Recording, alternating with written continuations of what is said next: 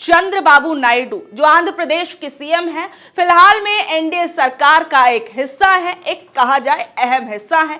वही चंद्रबाबू नायडू जिन पर development corporation घोटाले के आरोप लगे थे और कल उन्हें ईडी की तरफ से क्लीन चिट दे दी गई। और इस क्लीन चिट मिलने की खुशी चंद्रबाबू नायडू को कुछ इस कदर थी कि उन्होंने अपनी इस खुशी को जनता के साथ बांटने का फैसला किया। इससे अच्छा क्या हो सकता है अगर कोई नेता अपनी खुशी को जनता के साथ बांटे और अपना एक वादा जो है वो पूरा करके दिखाए। दरअसल विधानसभा चुनावों के अंदर चंद्रबाबू नायडू ने एक वादा किया था और उस वादे को कल चंद्रबाबू नायडू ने ईडी से क्लीन चिट मिलने के बाद पूरा किया। और ये वादा जो था, अब वो आप सुनिए, ये वादा था कि अगर सत्ता में उनकी सरकार आती है तो राज्य के लोगों को सबसे कम दर में शराब मिलेगी। जी हां, और कल चंद्रबाबू नायडू ने ईडी से क्लीन चिट मिलने की खुशी में, या कहें कि अपने राज्यों से के लोगों से किए वादे को कल पूरा कर दिया और मात्र 99 रुपए के अंदर किसी भी ब्रांड की शराब जो है वो आंध्र प्रदेश के अंदर उपलब्ध होगी। यानी अब जो भी लोग शराब का सेवन करते हैं उन लोगों की मौज आ गई। यानी सस्ती शराब पीजिए और इतनी कम कीमत पर जब शराब उपलब्ध होगी तो सोचिए ज्यादा से ज्यादा लोग पिएंगे। और फिर उसके बाद जो पहले कुछ लोग थोड़े महंगी शराब होने के कारण थोड़े कम शराब पिया करते थे तो अब उन लोगों की तो मौज आ गई। अब यानी यह है कि अब आप जाइए सस्ती शराबें पीजिए, किसी भी ब्रांड की वो शराब पीजिए, लेकिन शराब तो शराब है, ठीक है। और शराब पीजिए और जाके अस्पतालों के अंदर अपना इलाज कराइए महंगा सा। यानी सस्ती शिक्षा उपलब्ध हो या ना हो, सस्ती दवाइयां उपलब्ध हो या ना हो, सस्ते उपचार जो है वो उपलब्ध हो या ना हो, लेकिन अब आपको आंध्र प्रदेश के अंदर मात्र 99 रुपए में किसी भी कीमत पर शराब उपलब्ध हो जाएगी। सोचिए, चंद्रबाबू नायडू जो कि एनडीए सरकार का एक हिस्सा है, इन्हीं एनडीए सरकार के एक हिस्से में कहा जाए कि नीतीश कुमार, जिनके राज्य के अंदर शराब नीति लागू है, वहां पर शराब बंदी है। नीतीश कुमार जी के राज्य में जहां पर शराब पीना अच्छी चीज नहीं मानी जाती है, इस उनकी नजरों में, उस सरकार की नजरों में इस शराब के चलते कई घर परिवार बर्बाद हो जाते हैं। तो सोचिए, एक राज्य जिसकी जो सरकार का एक हिस्सा है केंद्र के अंदर, वहां पर सबसे कम दरों में शराब उपलब्ध कराई जाती है, और एक राज्य जहां पर शराब को इतना बुरा माना जाता है कि पूरी तरीके से एक राज्य के अंदर शराबबंदी कर दी गई। ये दो अलग अलग लोग, और सोचिए जो एक तरीके से कहा जाए कि सरकार के अहम हिस्से हैं, नीतीश कुमार और चंद्रबाबू नायडू, इन दोनों की पार्टियां सरकार का एक अहम हिस्सा है। वहीं गुजरात के अंदर भी शराबबंदी है, लेकिन अब आप शराबबंदी तो आप समझ सकते हैं कि इस शराबबंदी के बावजूद भी कई जगहों से ये खबरें आती हैं कि लोग जो है वो शराब गलत तरीके से ले रहे हैं, कच्ची शराबें पी रहे हैं। लेकिन बहरहाल इस चीज पर नहीं जाएंगे। बात इस चीज की होगी कि चंद्रबाबू नायडू, जिन्होंने अपने राज्य के अंदर 99 रुपए में लोगों के लिए शराब उपलब्ध करा दी है, और इसके साथ साथ शराब बेचने वालों के लिए भी कुछ नियम कायदे कानून जो है वो लागू कर दिए हैं। जरा एक बार आप वो सुनिए, फिर उसके बाद इस पर बात की जाएगी। चुनाव के समय किए अपने वादे को पूरा करने के लिए चंद्रबाबू नायडू ने शराब की दुकानों के लाइसेंस के लिए नई नीति तैयार की है। अब किसी भी व्यक्ति को शराब की दुकान का लाइसेंस मिलेगा, ये लॉटरी के जरिए तय किया जाएगा। शराब की दुकान को सरकारी से प्राइवेट बना दिया जाएगा, और शराब की क्वालिटी, क्वांटिटी और अफोर्डेबिलिटी को ध्यान में रखते हुए नई शराब नीति को तैयार किया गया है। यहां तक कि लॉटरी सिस्टम में शराब की दुकानों को 2 साल तक का लाइसेंस मिलेगा। लोगों को लाइसेंस पाने के लिए 2 लाख रुपए का आवेदन शुल्क देना होगा, और ये रकम जो है वो रिफंडेबल नहीं है। आंध्र प्रदेश में लोगों को शराब सुबह 10 बजे से रात के 10 बजे तक दी जाएगी, यानी लोग इसे 10 बजे से लेकर 10 बजे तक खरीद सकते हैं। तो देखिए, कुछ चीजें इसके अंदर बताई गई कि सुबह 10 बजे से लेकर आपको 10 बजे तक आपको शराब उपलब्ध कराई जाएगी, सिर्फ और सिर्फ 99 रुपए के अंदर। सबसे बड़ी चीज आप ये देखिए कि चंद्रबाबू नायडू, उनको जिस तरीके से उन्होंने ये शराब नीति एक नई जो लागू की है, ऐसी एक शराब नीति का आपको मुद्दा याद होगा, मामला याद होगा, जिसमें दिल्ली के मुख्यमंत्री तक को जेल हो गई थी।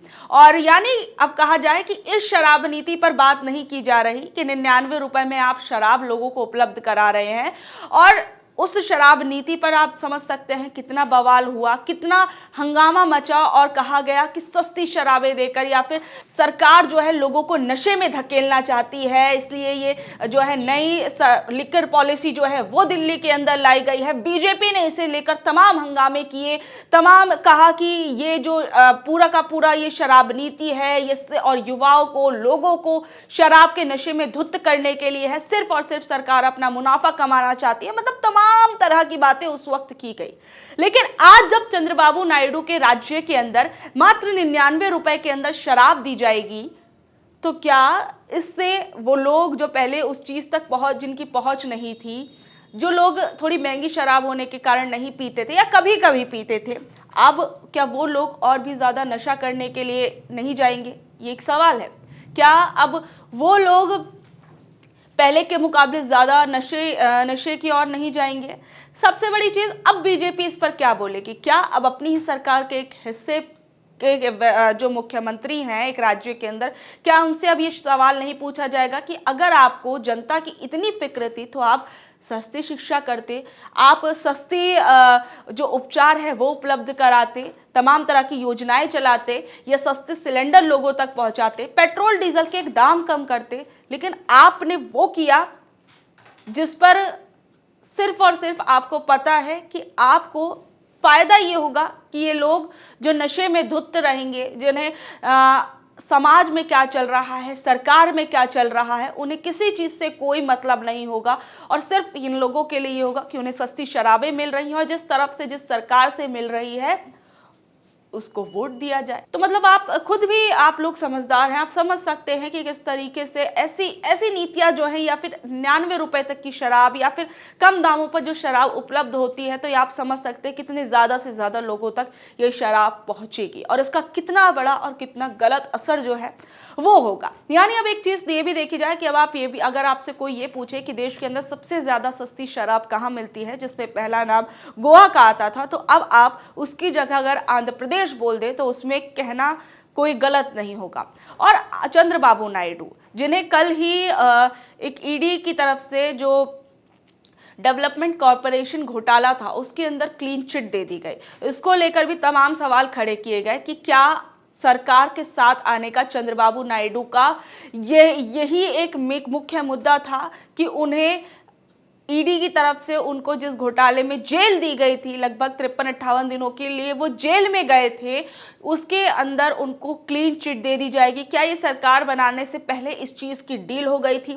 इसको लेकर भी तमाम लोग तमाम प्रतिक्रियाएं इस वक्त दे रहे हैं। इस बीच में आप देखिए जो वरिष्ठ पत्रकार केपी मलिक हैं, उनकी तरफ से क्या कुछ कहा गया, जरा वो भी देखिए। केपी मलिक ने कहा कि बिग ब्रेकिंग, चंद्रबाबू ने निकाला तिलों में से तेल, नीतीश भी तैयार। सूत्र बताते हैं कि चंद्रबाबू नायडू ने मोदी जी के ऊपर जबरदस्त दबाव बनाकर खुद के लिए पीएमएलए केस में ईडी से क्लीन चिट प्राप्त की थी। ईडी से मिली क्लीन चिट के बाद चंद्रबाबू नायडू के हाथ खुल गए।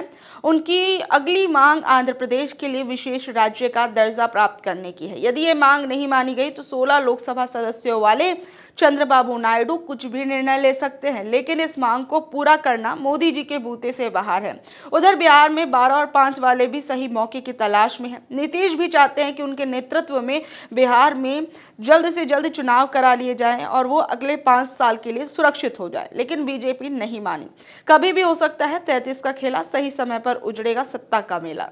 देखिए किस तरीके से ये पूरा का पूरा ये कहा गया कि इसको लेकर बकायदा इन्होंने, जो केपी मलिक जी है, इन्होंने बकायदा इस चीज़ को लिखा है कि चंद्रबाबू नायडू ने सरकार पर इस चीज़ को लेकर लगातार दबाव बनाया और उसके हिसाब से और उसके बाद सरकार को ये मानने के लिए मजबूर होना पड़ा और उन्हें ईडी की तरफ से क्लीन चिट दिलानी पड़ी। और उन्हीं चंद्रबाबू नायडू को लेकर आपको याद होगा कि अमित शाह जी किस किस तरीके के आरोप लगाते थे, भरी सभा में किस तरीके से चंद्रबाबू नायडू को घेरते थे सवालों के जरिए, उन पर लगे आरोपों के जरिए। लेकिन सबसे बड़ा सवाल अब इस वक्त ये है कि जो एनडीए सरकार, जो जिससे पहले जो बीजेपी के पहले पूर्ण बहुमत वाली सरकार थी, उसे जो फैसला लेना है, जैसे फैसला लेना है, जिसके लिए फैसला लेना है, वो खुले दिल से ले सकती थी, खुले हाथों से ले सकती थी और उसे कोई रोकने टोकने वाला नहीं था। लेकिन अब क्या एनडीए के अंदर बीजेपी को भी एक तरीके से अपने सहयोगी दलों को साथ लेकर चलना पड़ रहा है। उनकी हर एक मांग को, चाहे वो जायज़ हो चाहे वो नाजायज़ हो, हर एक मांग को मानना पड़ेगा या फिर वो मानने के लिए मजबूर है। अगर वो ऐसा नहीं करते तो उनके साथ जिस तरीके से नीतीश और नायडू साथ आए और सरकार बनाई, ये दोनों पीछे हट सकते हैं। और बीजेपी इस वक्त जो अपने साथियों की मदद से सरकार बनाए हुए है, नरेंद्र मोदी जो है प्रधानमंत्री बने हुए, क्या ये सब टूट सकता है, ये बिखर सकता है, ये इस वक्त भी बड़ा सवाल है। बहरहाल आप लोग इस बारे में क्या कुछ कहेंगे नीचे दिए कमेंट बॉक्स में ज़रूर बताइएगा, और आपको ये खबर कैसी लगी वो भी ज़रूर बताइएगा। धन्यवाद।